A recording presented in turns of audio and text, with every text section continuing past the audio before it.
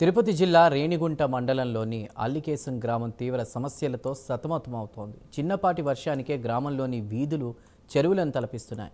సరైన డ్రైనేజీ వ్యవస్థ లేకపోవడంతో మురుగునీరు, వర్షపు నీరు అంతా కూడా రోడ్లపై నిలిచి ప్రజల జీవనాన్ని దుర్భరం చేస్తున్నాయి. ఇళ్లల్లో ఉండలేక, రోడ్లపై నడవలేక తీవ్ర నరకయాతన అనుభవిస్తున్నామని వారు ఆవేదన వ్యక్తం చేస్తున్నారు. సర్పంచ్ శివయ్యకు పదే పదే ఫిర్యాదు చేసినా ఫలితం లేదని, ప్రస్తుతం పంచాయతీ అధికారులు, సచివాలయ సిబ్బంది కూడా తమ సమస్యను పట్టించుకోవడం లేదని గ్రామస్తులు ఆగ్రహం వ్యక్తం చేస్తున్నారు. ఉన్నతాధికారులు తక్షణమే స్పందించి అల్లికేశం గ్రామంలో శాశ్వత డ్రైనేజీ వ్యవస్థను ఏర్పాటు చేయాలని డిమాండ్ చేస్తున్నారు. అల్లికేశం గ్రామంలో కొత్తగా ఇక్కడ ఇల్లులు వచ్చి ఉన్నారు. మా పిల్లలంతా రావాలంటే స్కూల్కి ఇబ్బంది. ఇక్కడ నీళ్లు పడిపోతాయి. కొంచెం వర్షం పడినా కూడా ఇక్కడ నీళ్లు నిలబడిపోతాయి. పిల్లకాయలు అందరూ రావాలంటే చాలా ఇబ్బంది ఉండదు మాకు ఇక్కడ స్కూల్కి రావాలంటే. ఏమన్నా చెప్పారు? ఒక కొద్దిగా వర్షం పడినా కానీ ఇక్కడ నీళ్ళు అట్లే నిలబడిపోతూ ఉన్నాయి.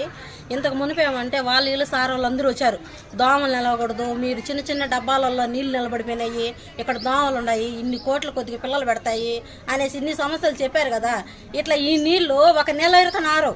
ఆ నీళ్లు కొద్దిగా ఆరిపోయినారా ఇంక పోదాం అనుకునేటప్పటికి మళ్ళీ వర్షం పడుతుంది. ఎట్లయినా నీళ్లు నిలబడిపోతాయి, మళ్ళీ వర్షం వస్తుంది.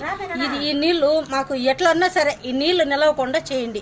స్కూల్కి పిల్లలంతా డ్రెస్సులు, షూలు వేసుకొని వచ్చారంటే ఈ నీళ్ళ కాడి నుంచి దాటుకోరావడానికి మళ్ళీ బైక్ లేకాలి, లేదు ఇంకెవరు నేర్పించుకోవాలి. అంత ఇబ్బంది పడిపోతారు. స్కూల్ పక్కనే నీళ్లు ప్రాబ్లం ఇక్కడే ఉంది.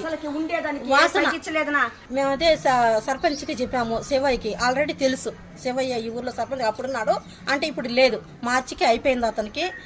ఇప్పుడు సచివాలయం కాడ చెప్పమని చెప్పారు. సచివాలయం కాడికి సార్కి, విఆర్ఓకి చెప్పమని చెప్పారు. మేమైతే నీళ్ళ గురించి నేను చెప్పలేదు. ట్యాంకీ కాడ ఏదైనా ప్రాబ్లం అయితేనే విఆర్ఓకి చెప్తాను. ఈ నీళ్ళ గురించి అయితే నేను ఎవరికి చెప్పలే. ఇక్కడ ఒకటి చెప్పినా అంటే 90 సమస్యలు మనకే వస్తాయని నేనైతే చెప్పలేదు.